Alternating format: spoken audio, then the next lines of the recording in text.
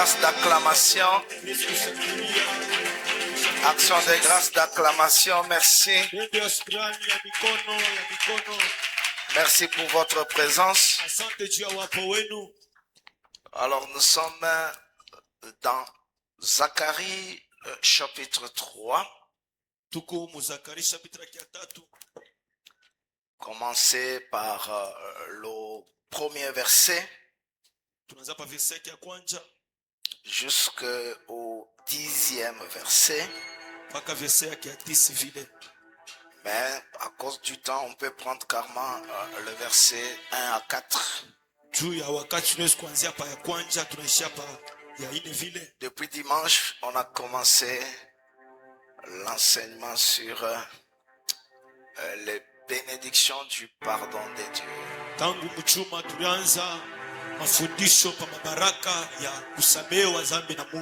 Le thème de l'année,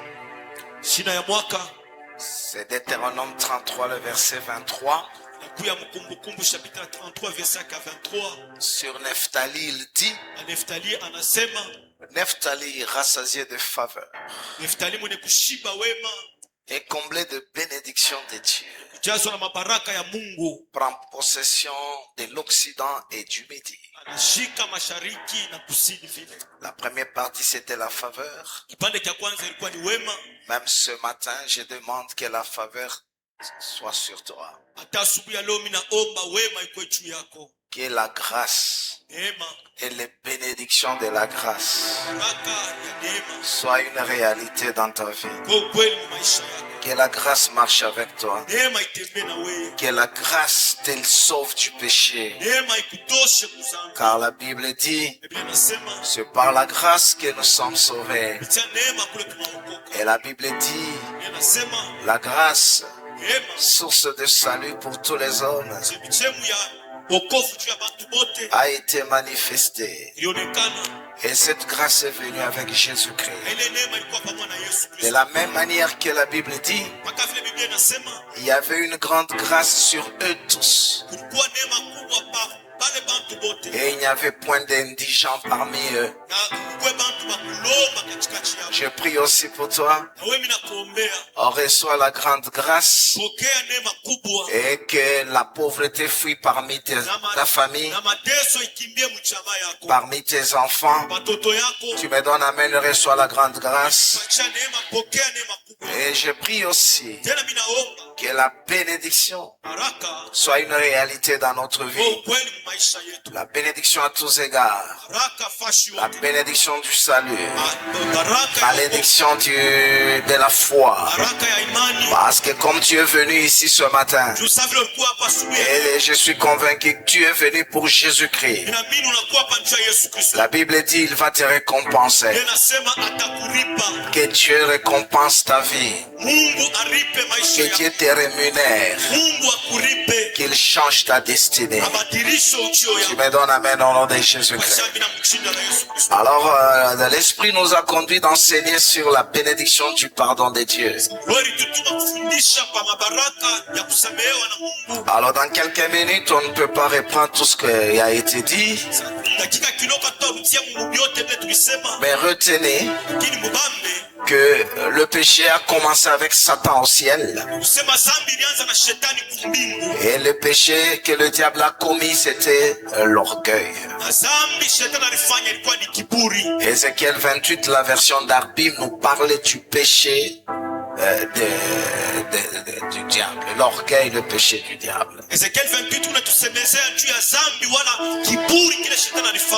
Et le même texte nous dit: il se disait qu'il est Dieu.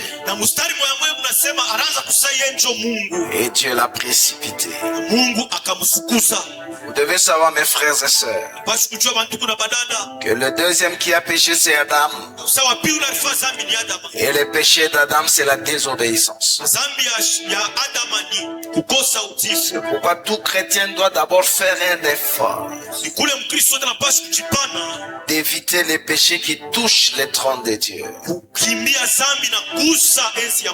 Notamment l'orgueil, l'idolâtrie, le murmure, la désobéissance, la rébellion.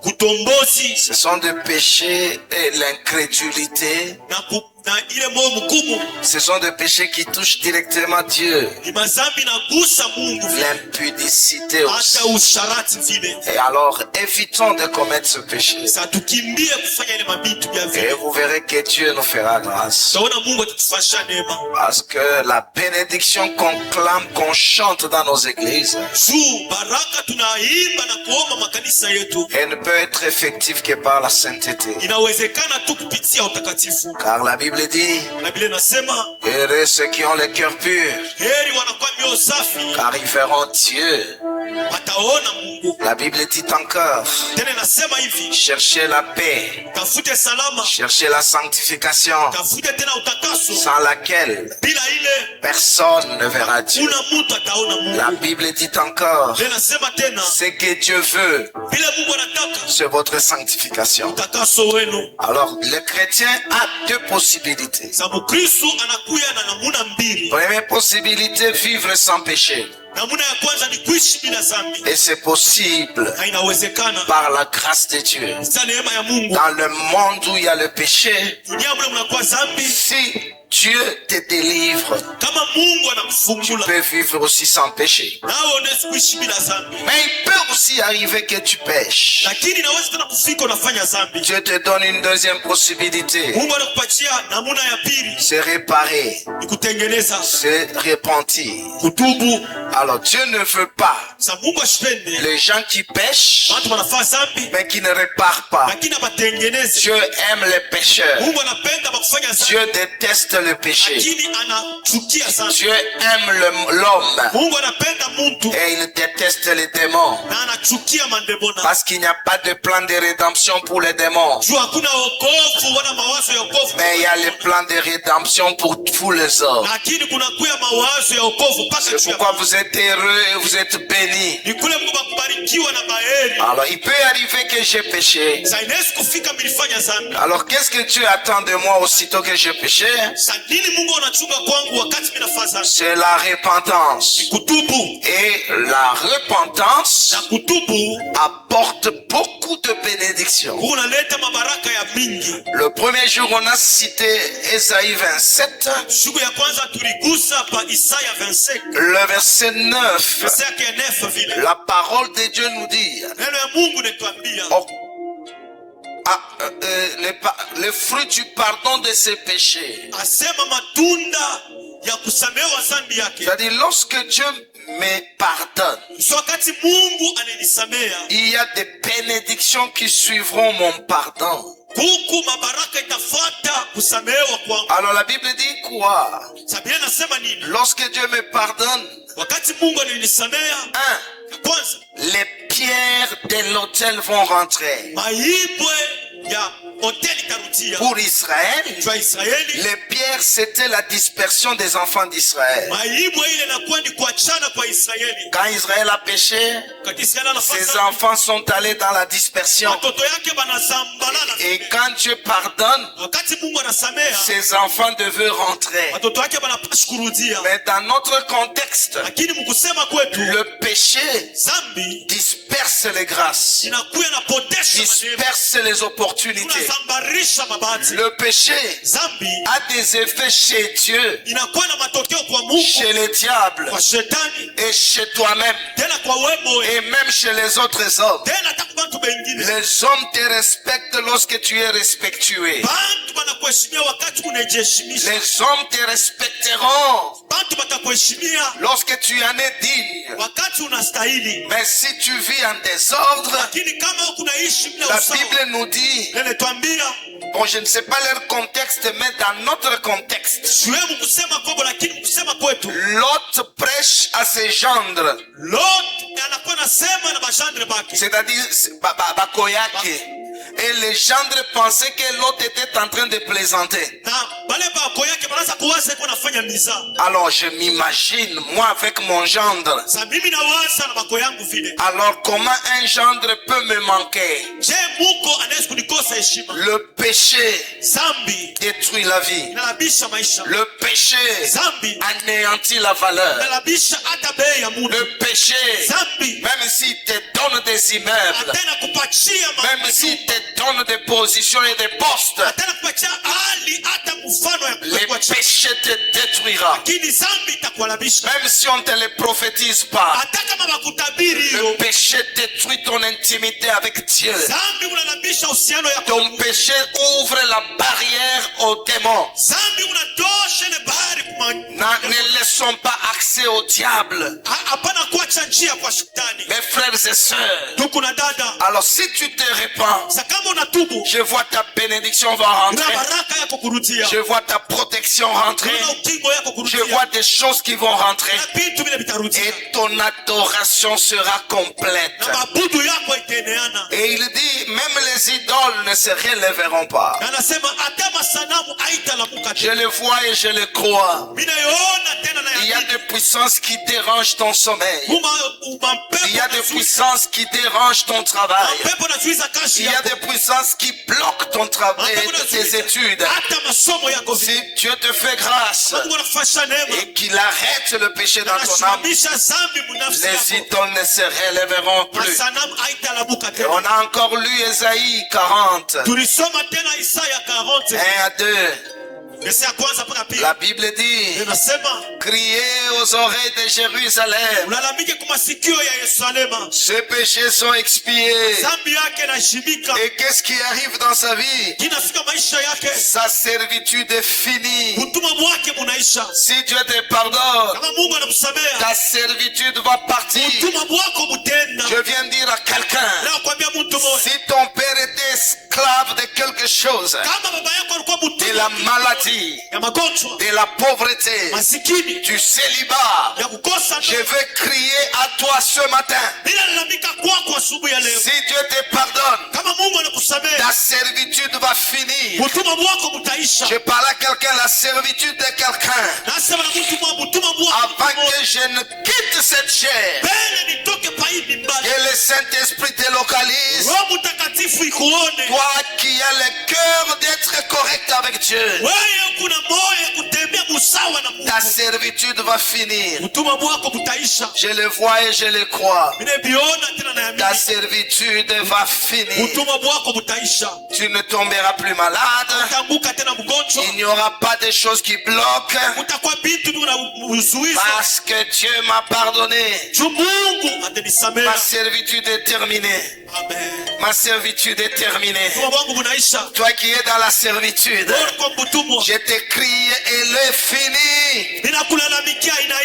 Ta servitude est finie. Ta servitude est terminée. Parce que Dieu a expié mon péché. Et on a donné la troisième bénédiction. C'est le aujourd'hui qui entre dans ta vie. Sachez a couru. C'est pas suffisant dans la spiritualité. Venir comme vous êtes venus, c'est bien, mais c'est pas suffisant.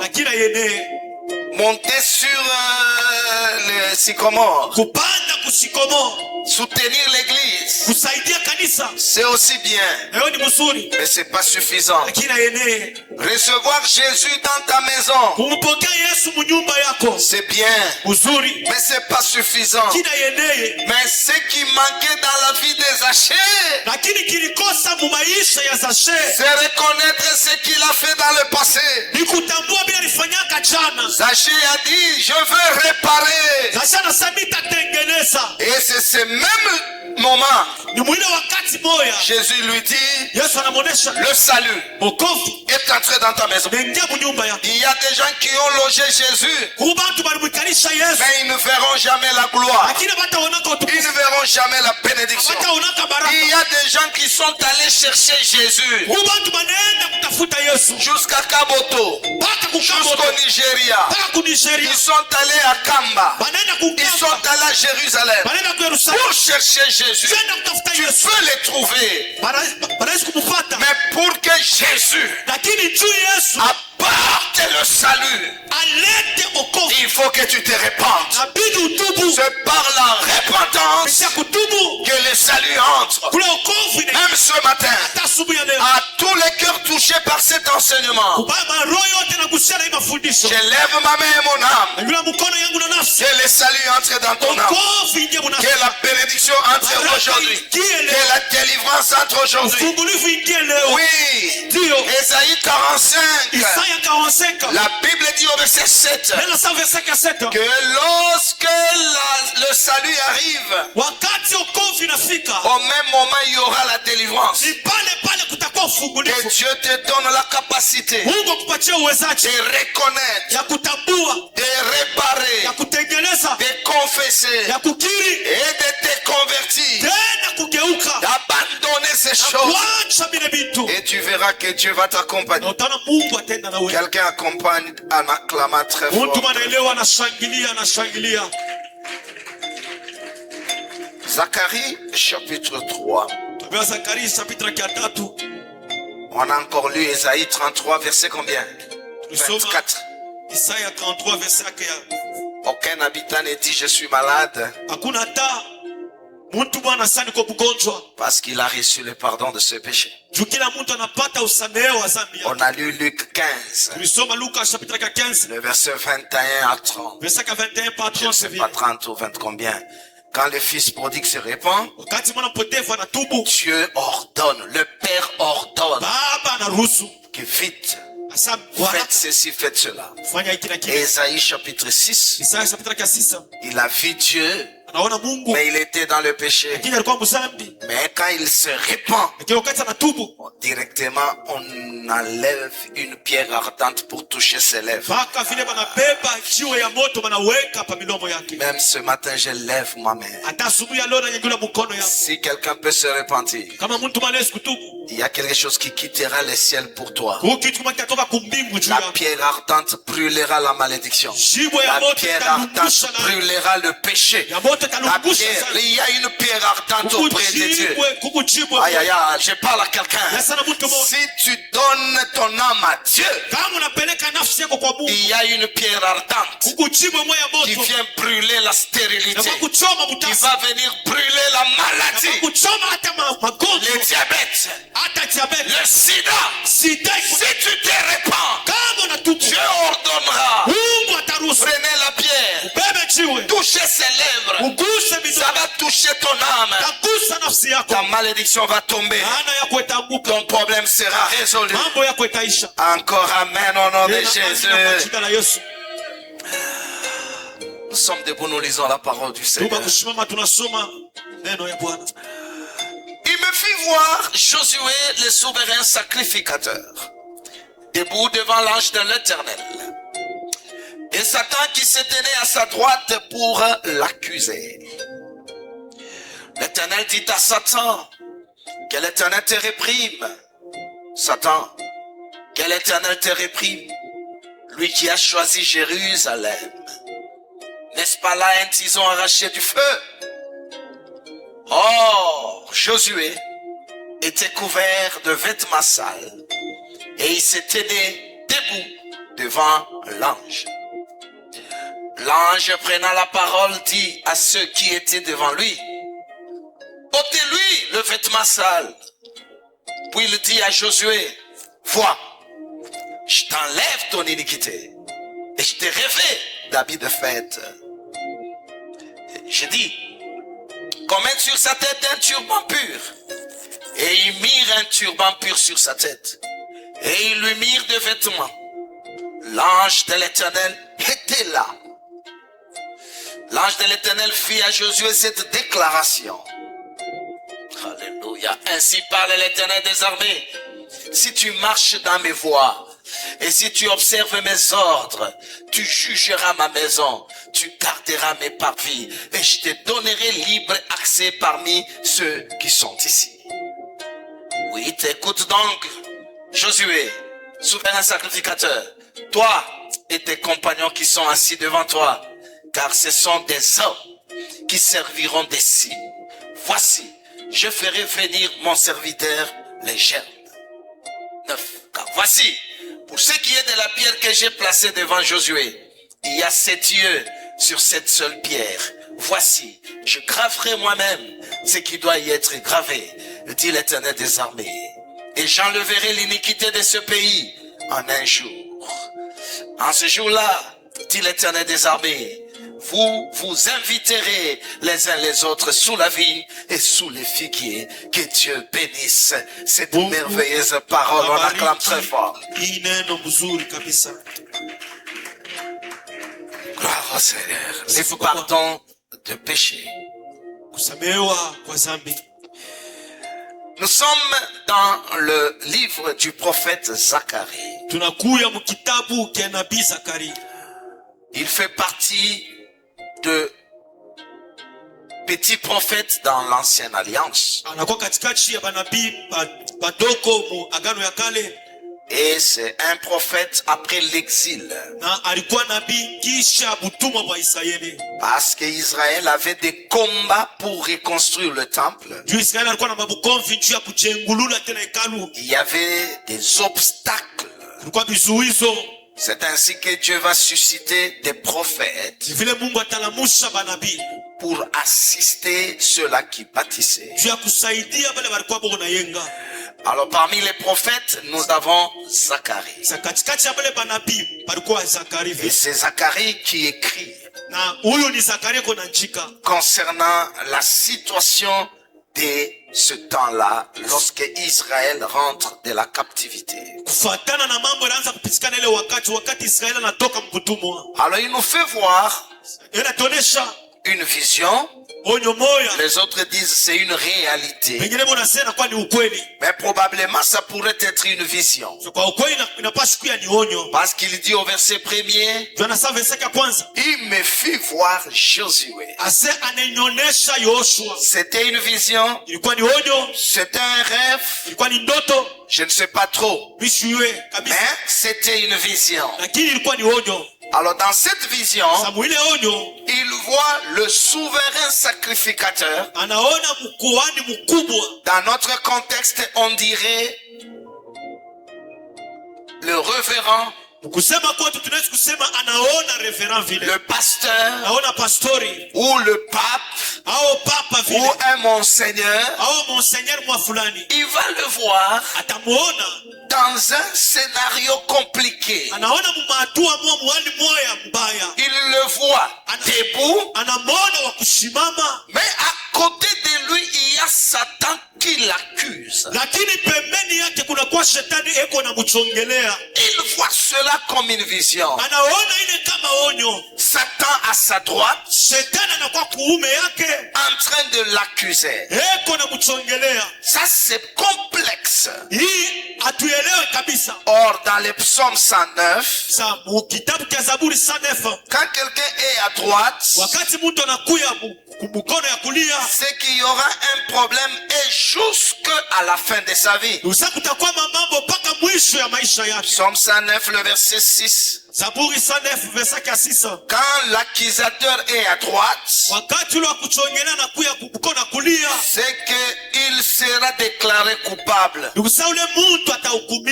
Même sa prière va passer pour un péché. Même ses jours seront peu nombreux. Quand l'accusateur est à droite, l'homme est sous l'autorité d'un méchant. Et quand il est sous l'autorité d'un méchant, quand on les jugera, au verset 7, il est déclaré coupable. Même sa prière passe pour un péché. Et c'était le cas d'un homme de Dieu, un serviteur de Dieu, un souverain sacrificateur. Une fonction beaucoup plus importante en Israël. Mais il était là devant. On voit Satan à côté en train de l'accuser. Le verset 2, je vois Dieu intervenir dans le problème. Il dit que l'Éternel te réprime, Satan. Toi, va-t'en, Satan, comme nous le faisons. Le verset 3 montre un problème sérieux qui fait en sorte que Satan soit à droite, qui fait en sorte que même l'intervention de Dieu résiste.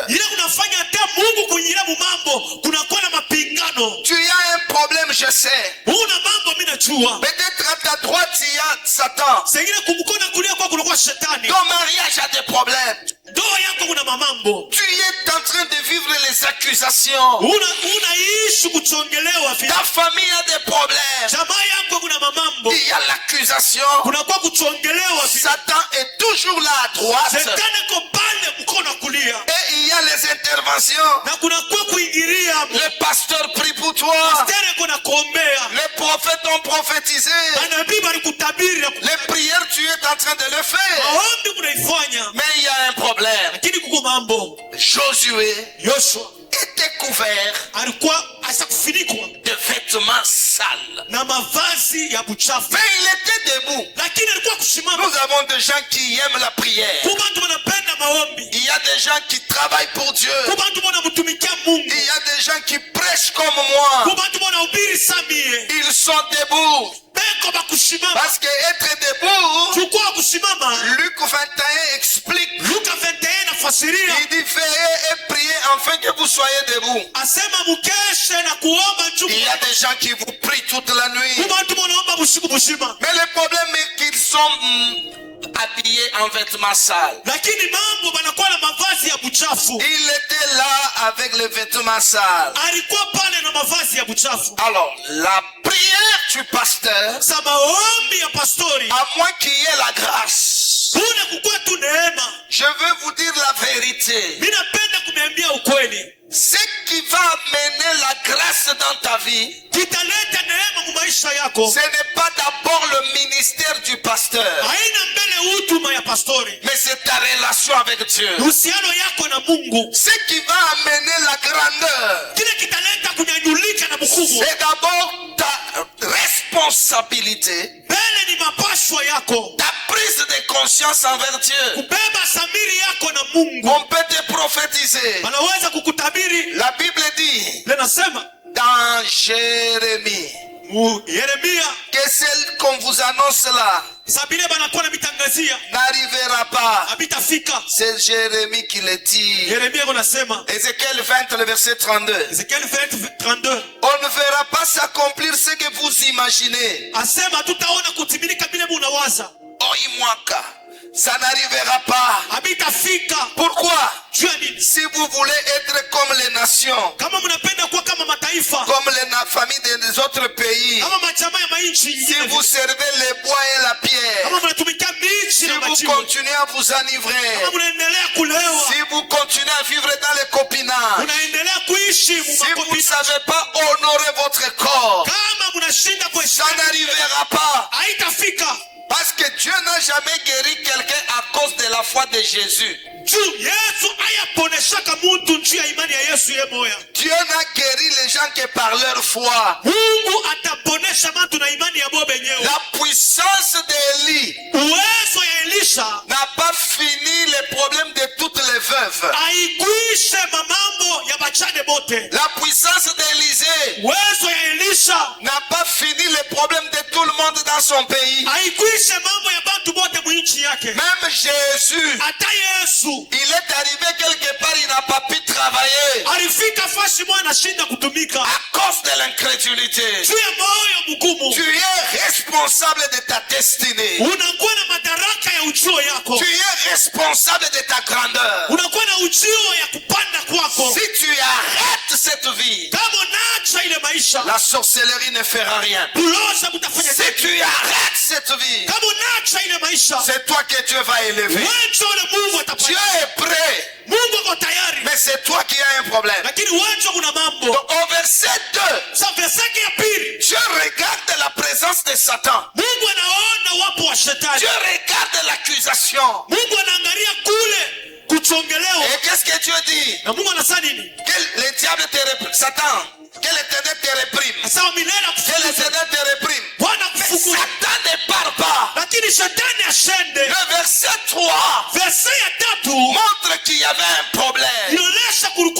Il y avait le vêtement sale. Première interprétation. Toute religion où on ne prêche pas Jésus-Christ, vous êtes en vêtements sales. Même si tu n'as jamais bu, même si tu n'as jamais commis l'impudicité, devant Dieu, la justice de l'homme est un vêtement souillé. Dieu nous a acceptés en Jésus-Christ. Lorsque tu t'approches de Dieu, ne commence pas d'abord à clamer ta sainteté devant Dieu. Commence à donner à Dieu ce qu'il a fait pour toi. Ce n'est pas par le fait que tu n'as pas commis l'impudicité que tu iras au ciel. Nous irons au ciel à cause de l'amour de Dieu. Notre sainteté, c'est le retour de l'amour de Dieu.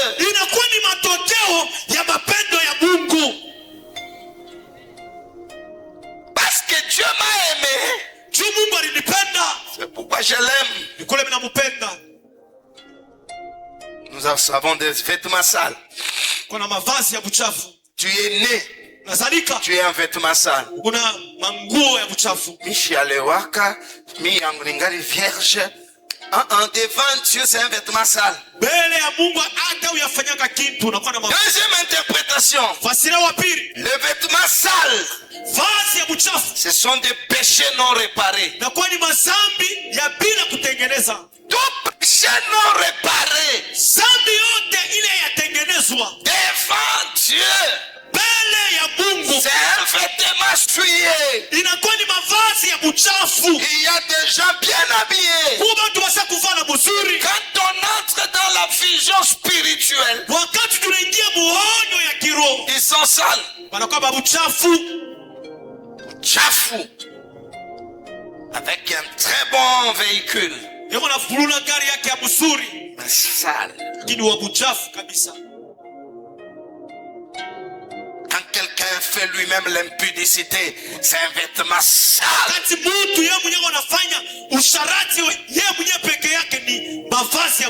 Et il y a beaucoup de gens comme ça. Vêtements sales dans la vie. Grand titre. Grand diplôme. Mais spirituellement sale. Sale. Il y a des gens, si Dieu te parlait de ceux qui sont, ils sont véritablement sales. Il y a des hommes et des femmes sales. Péché sur péché. Alors c'est pourquoi quand on a les vêtements purs, c'est la justice. Apocalypse 19. Mais quand on fait le péché, ce sont des vêtements sales.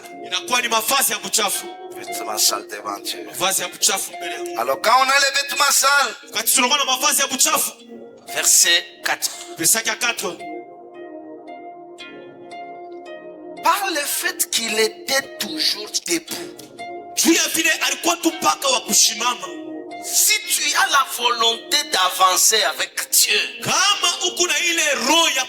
Et non, aujourd'hui tu viens, 3 mois tu ne viens pas, 6 mois, tu n'as pas souci de ta sainteté ou de ta spiritualité. Préoccupe-toi de ta vie spirituelle. Ça t'amènera au ciel. Ça t'amènera à l'accomplissement de ta destinée. Et Dieu va donner l'ordre. Cet homme avait des personnes devant lui. Écoutez, il dit à ceux qui étaient devant lui,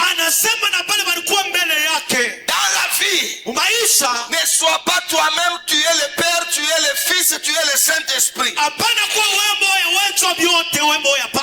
Il est vrai que tu n'as pas de père. Il est vrai que ta mère ne dit rien sur toi. Mais que Dieu mette des hommes devant toi. Des hommes qui auront le pouvoir d'enlever ton iniquité, my God.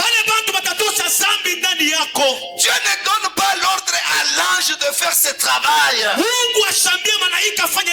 Dieu donne aux hommes qui étaient devant lui.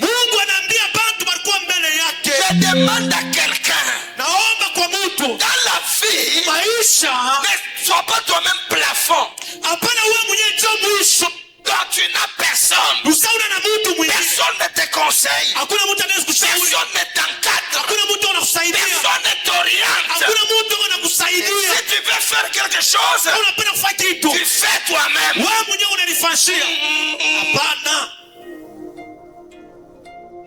Il faut avoir des hommes devant toi. Naona sema ni unachunga muyomba aseme mina fiakoa mais ni unachunga ko tumtoshe mon pasteur parce que quand nous parlons de pasteur vous voyez que nous faisons la publicité et tout. Non, mu maisha atoko wa majimu kuya kona ule muntu unaweza kuongopa. Tu dois avoir quelqu'un, si lui dit non, tu acceptes allègrement.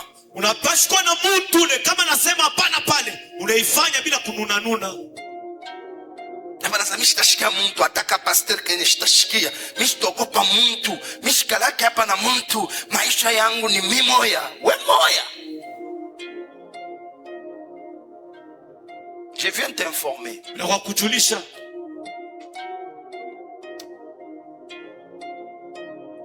La première douche. Kunawa kwa kwanza. Quelqu'un d'autre qui n'est même pas de ta famille l'a fait pour toi.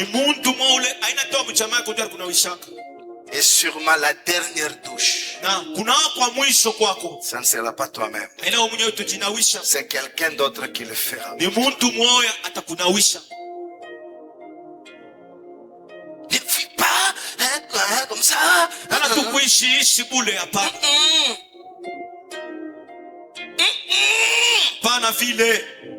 Dans cette image, l'ange ne dit pas à Josué,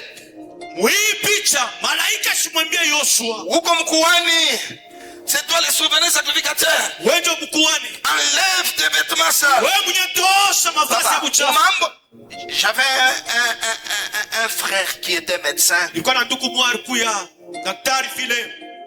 Malheureusement, il nous a précédés. Il m'appelle, il dit, pasteur, je suis malade. C'est bon médecin. J'arrive, je dis, qu'est-ce qui ne va pas? Il dit, non, je me sens mal, mais je ne sais pas encore que c'est quoi. C'est pas possible. Prescris toi-même le médicament. Il dit non. Il faut qu'il y ait quelqu'un qui me consulte. Parce que je ne peux même pas consulter dans une certaine dimension, même ma femme ou mes enfants. Il faut qu'il y ait quelqu'un qui me regarde et qui peut bien me soigner. Anaweza kunitunza. Mais nous avons des gens. Na mama yake ashongope. Na bwana yake mwenye ndio shiseme. Aogopake muntu ye. Il n'y a personne devant lui. Na PCR aogope. Na police. Mes frères, la vie ne se bâtit pas comme ça. Sakubu bantu bale boni bamuweza yote. Maisha haijengi yake vile. Tu as l'argent. Una makuta. Tu as les titres. Unakuwa na cheo. Dans la vie, maisha, il y a des personnes, même à la présidence, hata présidence, il y a des personnes, tu ne connaîtras jamais son nom. Mais ils sont influents. Il ne sera jamais ministre. Mais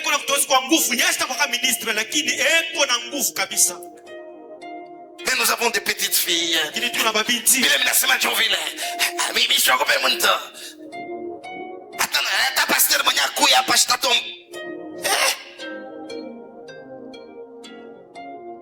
Mais Josué, malgré son titre, il avait des gens qui étaient devant lui. Les gens que tu as devant chasseront le diable qui est à ta droite. Je viens dire à quelqu'un, devant moi il y a Jésus-Christ. Devant moi il y a mon Père spirituel. Devant moi il y a des gens que je regarde. Avant de faire quelque chose, il me regarde. Je dis waouh, c'est pas correct.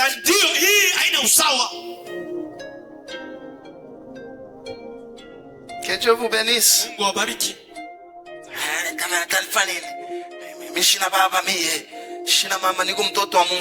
bon? Tu vas coupir comme ni mukasa panjota yuwa ke conseil alego ya mafa.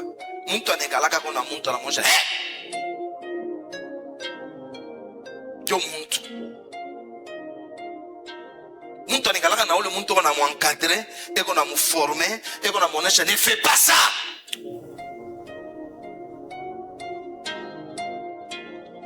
Même avant d'épouser, tu trouves un mari, tu trouves une femme. Il y a des gens, avant moi, c'est 4e niveau. Mungari Mouré des chaussées, va d'abord demander. On peut t'aider. Je comprends mon tout. Je comprends. Qui est semana mi mungu anazungumzaga na mimi. Mishikata? Na mimi mwani unaomba Mungu aanze kuzungumza na wewe tena sana. Ekukubile bintu c'est pas un problème d'ange qui le fera. Les hommes qui sont devant toi, ils peuvent te sauver. L'ange donne l'ordre à ces hommes-là. Je prie pour une famille. Que les responsables qui sont devant vous, que Dieu leur donne le pouvoir pour que Satan fuit de votre vie. Au nom de Jésus. Il dit, ôtez-lui les vêtements sales. Et puis il dit maintenant Josué, vois, je t'enlève ton iniquité. Aïe aïe aïe, que Dieu enlève l'iniquité de mon âme. Que Dieu enlève l'iniquité de ma famille. Que Dieu enlève l'iniquité de mon église. Que Dieu enlève l'iniquité de mon entreprise. Que Dieu, je veux voir. Il dit vois, j'enlève ton iniquité. Première bénédiction. Quand l'iniquité est partie, Dieu va te donner les vêtements de fête. Ce matin, si Dieu ôte mon iniquité, que Dieu enlève tes amis de deuil, que Dieu enlève les habits ordinaires de ta vie. Veillez maintenant au nom de Jésus les vêtements de fête. C'est quelle fête? C'est la collation des grades. Reçois ton vêtement de fête. C'est quelle fête? C'est le mariage. Reçois le vêtement de fête. Au nom de Jésus-Christ. Que les vêtements de fête là où ils étaient te soient donnés. Te soient donnés. Te soient donnés. Te soient donnés. Si tu abandonnes la fumée, Si tu abandonnes l'homosexualité, si tu enlèves le vol, si tu arrêtes ces choses, il y a des habits de fête, plein d'habits de fête. Dieu va introduire cette église dans sa phase de fête. Là où il y a la fête, il y a les habits, il y a les danses, il y a la joie. Toi qui es ici ce matin, quel est Dieu de ce message? Ôte les vêtements de deuil, ôte les vêtements de tristesse, ôte les vêtements de malentation. Qu'il te donne maintenant les vêtements de fête. Recevez les vêtements de fête. Dans ta famille, recevez les vêtements de fête. Dans ta spiritualité, tu ne te plaindras pas. Dans ton mariage, reçois les vêtements de fête.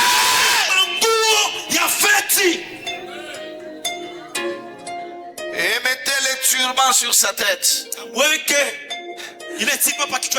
Quand on est repenti, Dieu donne l'ordre et on exécute. Vous voyez ça? Ôtez les vêtements en note. Mettez sur la tête un turban pur. Il mit. Pendant que tu es là, que les ordonnances de Dieu sur ta vie deviennent effectives. Dieu a ordonné que tu sois guéri. Sois guéri. Dieu a ordonné que ton élévation arrive. Aïe, aïe, aïe, aïe. Je vois cela. Je vois un coffre qui s'ouvre. Et que les bijoux commencent à descendre sur quelqu'un. Ce matin, reçois ton turban. Reçois la couronne de ta vie. Reçois une grâce exceptionnelle. Et le verset qui nous dit, l'ange de l'Éternel était là. Le diable est parti où? Quand Dieu te pardonne, le diable disparaît de ta vie. Quand Dieu te pardonne, je parle à quelqu'un. Toutes les fois que Dieu me pardonne, Satan qui était à droite, il va disparaître. Il y aura l'ange de Dieu. Ce matin, vivez la présence de l'ange de Dieu. Que l'ange de Dieu campe autour de toi. Qu'il t'enlève des dangers. Qu'il t'accompagne dans ta destinée. Le pardon des péchés fait que l'ange soit permanent. Oui, les démons ne viendront plus. Les maris de nuit ne viendront plus. Le diable ne sera pas là. Vous vivrez la présence des anges. L'ange de Dieu te transportera. Tu ne connaîtras pas l'accident. L'ange est là. Même ce matin, toi qui as le cœur dévoué à Dieu, que mon Dieu chasse la malédiction. Que l'ange soit là. Que l'ange soit là. Je marcherai avec l'ange. Je vivrai avec l'ange. Je voyagerai avec l'ange. Je ferai des choses avec l'ange. Mon ange marchera avec moi. La présence mystérieuse de l'ange de Dieu. 6. L'ange de l'Éternel fit à Josué cette déclaration. Comme on a tout, il y aura des déclarations sur ta vie. Pas de déclarants en douane spirituelle. Mais je parle de la déclaration de l'ange quand tu te répands. Première déclaration.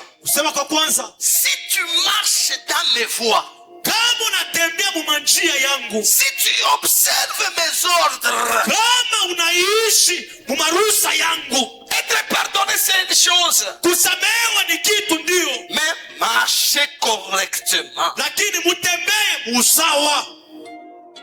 Fais une année, 2 ans, 3 ans, 5 ans, 6 ans.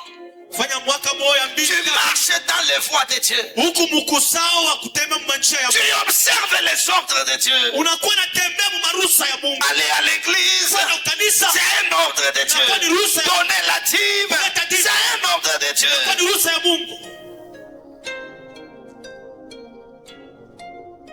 Quelle bénédiction. Tu auras une grande responsabilité. Tu jugeras ma maison. Tu garderas mes parvis. Je te donnerai libre accès parmi ceux qui sont ici. Si Dieu te pardonne, Dieu va te donner une responsabilité dans ta famille. Toi qui es là, on te consultera. On aura besoin de toi. On te cherchera. Tu auras libre accès. Il y a des bureaux qui vont s'ouvrir sans toi. Il y a des gens qui parleront de toi pour toi. David n'est jamais allé chez Saül. C'est dans leur réunion que quelqu'un va citer son nom. Toi aussi, continue à prier. Garde les ordres de Dieu. Garde la sainteté de Dieu. On parlera de toi pour toi. Et il y a des portes qui vont s'ouvrir. Libre accès. Je vois quelqu'un entrer là où sa famille n'est jamais entrée. Je vois quelqu'un faire ce que son père n'a jamais fait. Si c'est toi, tu me donnes amen. Je vois quelqu'un au milieu de nous. Dieu va te donner libre accès. Tu jugeras ta famille. Il y a les gens qui viendront te consulter. Il y a des gens qui viendront te chercher. Il y a des gens. Quand Dieu te pardonne, Dieu change ta statue. Dieu change ta position. Dieu change ta responsabilité. S'il y a quelqu'un qui a été lavé par le sang de l'agneau, et il doit savoir qu'il a vaincu le diable. Il acclame très fort là où il est. Il acclame très fort. Mungu akusaidie na wewe kuwe na madaraka duniani. Le verset 8, on termine. Écoute donc Josué. Wole Mungu alihurumia. Fanya nini? Wewe yule Mungu alihurumia. Waza kufanya nini? Kushikia.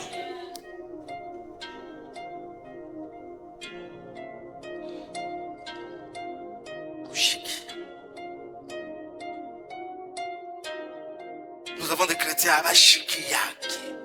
Kama mujilo ya bishilani shaku mubamba Ashikiyaki. Écoute Josué. Shikia Yoshua. Frère Josué, écoute. Yoshua shikia.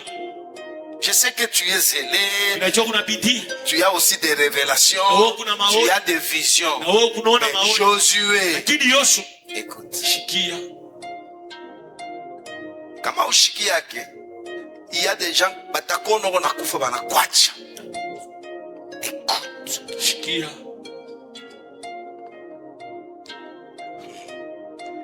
Écoute encore. Shikia. Quand quelqu'un se répand, Dieu lui donne des compagnons assis devant toi. Mungu avuluma que Dieu te donne des compagnons. Que Dieu me donne des compagnons. Des gens qui seront à côté de moi. Nous avons des compagnons spirituels, my God. Nous avons des compagnons physiques. Que Dieu te donne un mari compagnon assis. Que Dieu te donne des compagnons spirituels. Le premier, c'est Psaume 23, le verset 5. Oui, le bonheur et la grâce t'accompagneront tous les jours de ta vie. Toi qui es là, si Dieu te pardonne, il y aura des gens assis, des gens qui vont t'accompagner dans ce que tu fais. Tu ne seras pas seul. Dieu va te donner au nom de Jésus des compagnons, des gens qui seront assis, des gens calmes qui vont t'aider, qui vont marcher avec toi pendant que tu es là. Au nom de Jésus, j'ordonne à l'argent de t'accompagner, j'ordonne à la bonne santé de t'accompagner, j'ordonne au miracle de t'accompagner, j'ordonne à la paix de t'accompagner partout où tu seras. Je suis en train de changer la destinée de quelqu'un. Au nom de Jésus le Seigneur, j'ordonne à un mari compagnon, à une femme compagne de marcher avec toi. Je demande à cette église que Dieu donne des partenaires qui vont accompagner ce ministère. Dieu va donner des chanteurs qui vont accompagner cette église. Oui, le bonheur et la grâce m'accompagneront tous les jours. Et après on dit quoi? Quand on va l'accompagner, il y aura quoi? Des amis qui sont devant toi. Et avec ces amis qui sont devant, Dieu, et on a besoin de mon tout.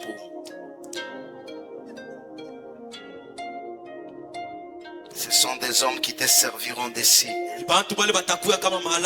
Ouais. Il y aura des gens. Je sais que c'est les prophètes qui étaient des signes. C'est-à-dire, les prophètes comme signes, ce qu'ils faisaient montrer ce qui arrivera. Moi aussi, Dieu va te donner des gens. Leur présence deviennent des annonces divines. Des hommes signes.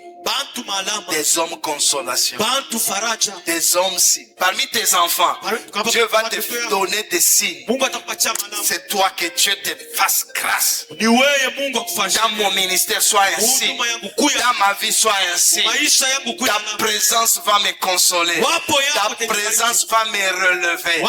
Ta présence va faire en sorte que l'impossible deviendra possible. Quand tu te répands, Dieu va amener les germes. Les germes, c'est une bénédiction qui ne dépend de personne. Donc ça buyoka, shona buyoka. Toi aussi, il y a des choses qui vont apparaître. Comme j'ai écouté un témoignage hier, une sœur était aveugle. Et puis après le baptême, elle oublie elle-même qu'elle n'a pas sa canne. Et puis elle a marché. Et puis on dit, où est ta canne? Elle dit, Je connais encore une sœur, elle avait fait l'accident, elle était paralysée de pied pendant 6 ans ou 5 ans.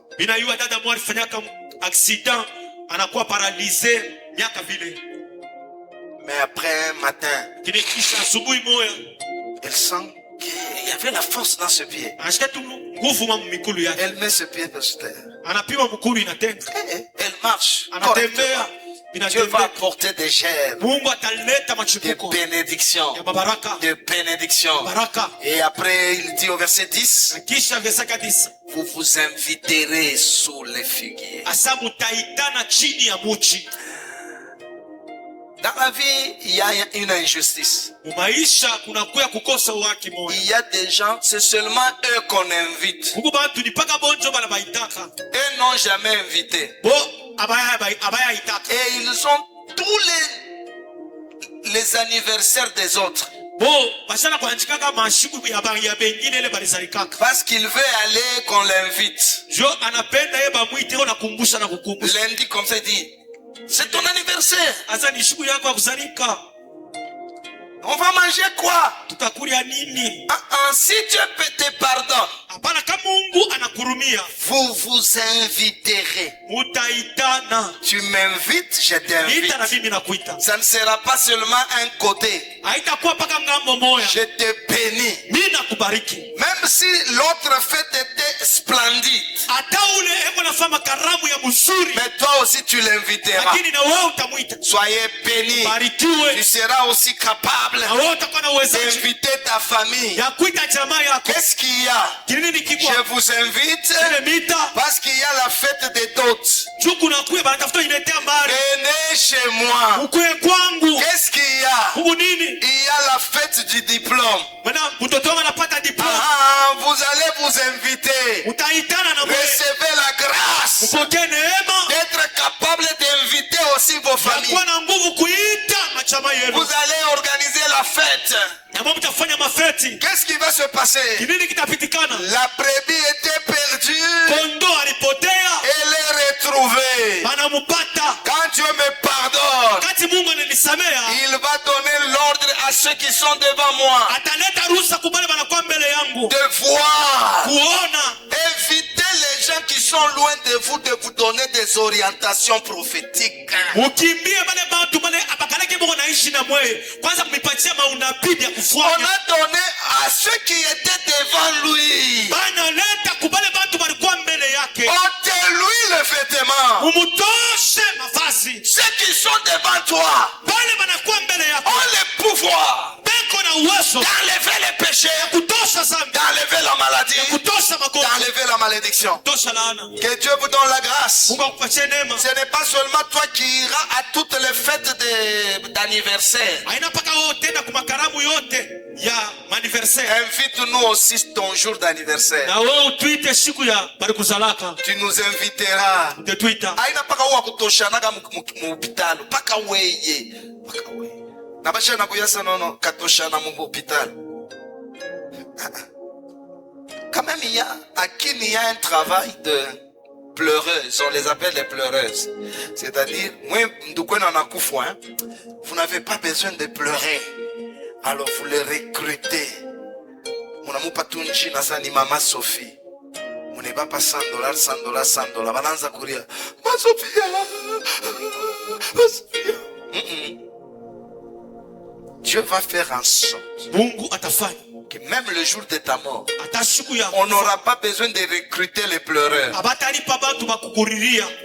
Les gens pleureront de soi. Bantu bo benye bataria. Tu vas voir même quelqu'un, hein? Tona muntu. Parce que moi je pleure rarement. Jumina riaka hapana tu kabisa. Parce que rangu iko nguvu sana sa kiumu. Megu watu wengine anakufa. Unashikia tu machozi. Machozi na vuya. Unafika na mkipimo unalia ya kulia.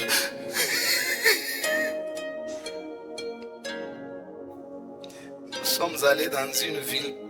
Tulenda mji moya. Un pasteur était décédé, notre fils. Pasteur moya alikufa. Tuliriaka sabatoto. Saba mwile mukini njo wanza kushanga sana. Pourquoi les Congolais pleurent comme ça? Je vais le bon sana anebauma. Kwa bobo anebauma. Huyu muntu yuko na valeur. Bashe kukuria, il faut kuwe na valeur. Kama una na valeur, tutakushika ulikufa asubuhi tunakushika 15h. Mimi nakuonesha. Surtout kama unakufa vendredi mais samedi kuku mariage. Ala tunakushika paka ile samedi asubuhi. Adi mpeleke. Mais je bénis quelqu'un. Tu inviteras aussi les gens. Oh taita bantu. Mutibaita mukwe mwangalie figie yangu. Mukwe na mwe mwangalie kuvinyi yangu. Mukwe papa mkuu yeko miliuza na mimi motoka. Papa milienga nyumba. Kikelekele, gloire au Seigneur. Le pardon de péché a beaucoup de bénédictions. Que la paix, la grâce soit votre bénédiction. Et je confesse sur quelqu'un. Recevez la faveur. Recevez la bénédiction. Recevez la possession. Et nous confessons. Nous arriverons à la gloire par la grâce de Dieu. Et demain sera meilleur qu'aujourd'hui. Que Dieu bénisse sa parole. Nous sommes debout. C'est à toi d'arranger ce qui a arrangé. Alors, si tu as des choses à arranger, le pasteur est là pour toi. Tu dois dire non à ce vide. Prie au nom de Jésus. Prie au nom de Jésus.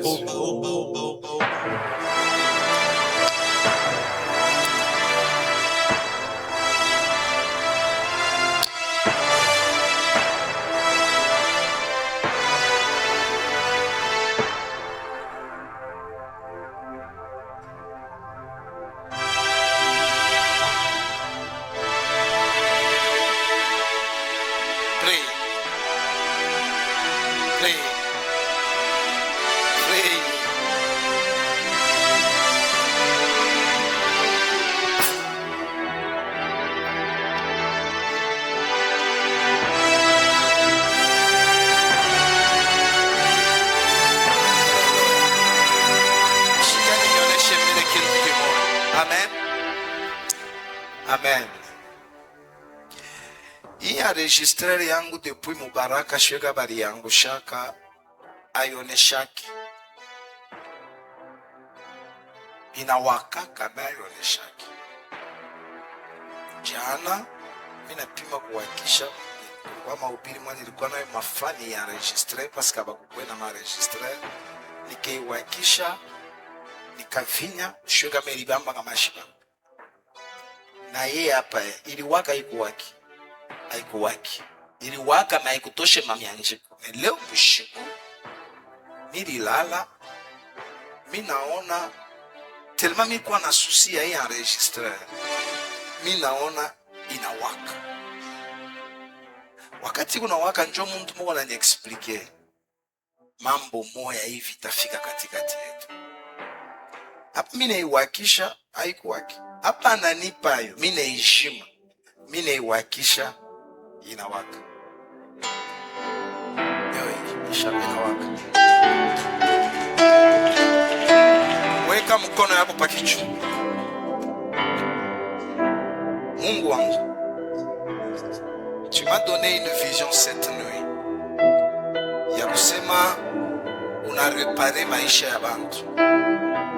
Mungu ulo na kwa kufata asubuhi ya leo, qu'il te bénisse, qu'il arrête la mort dans ta vie, qu'il arrête la destruction dans ta vie, qu'il te donne toutes les bénédictions du pardon de péché.